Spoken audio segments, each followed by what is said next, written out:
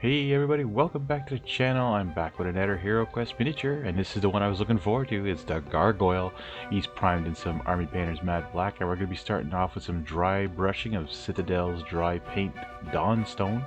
You're going to want to put enough on your brush and try and get it pretty much everywhere of the Gargoyle, like the skin, the wings, the legs, everywhere but maybe the weapons, unless you plan on doing those as stone as well, which I didn't. I mean, the Gargoyle is technically supposed to be all in stone, but I decided to just do something really cool with these weapons in the end.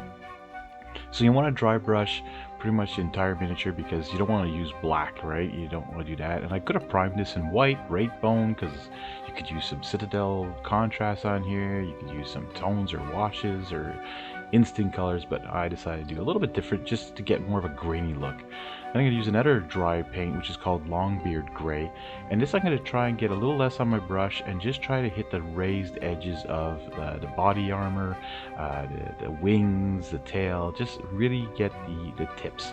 Nothing else, just nice and simple there.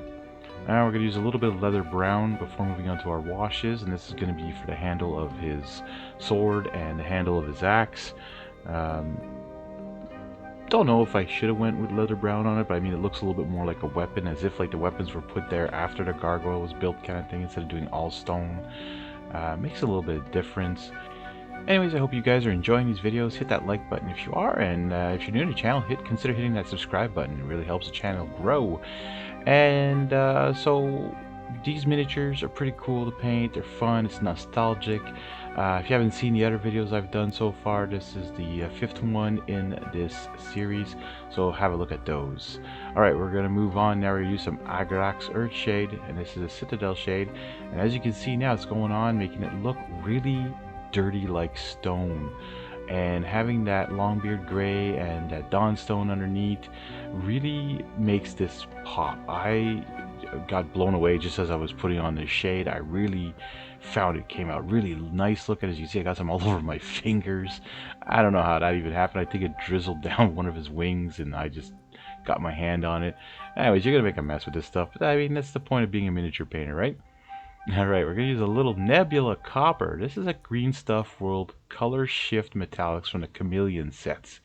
This is supposed to change colors with lighting and that. It looks more pink here, but as it dries it becomes more like a copper color.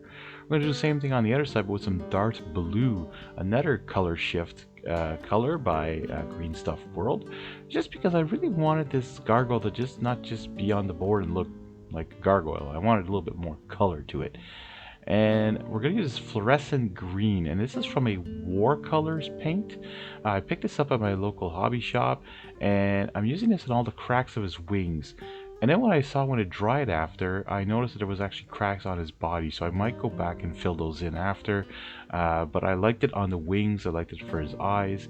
It really makes it look like there's something like coming out of the stone underneath, sort of like in the old cartoon gargoyles that you can still watch these days with streaming services.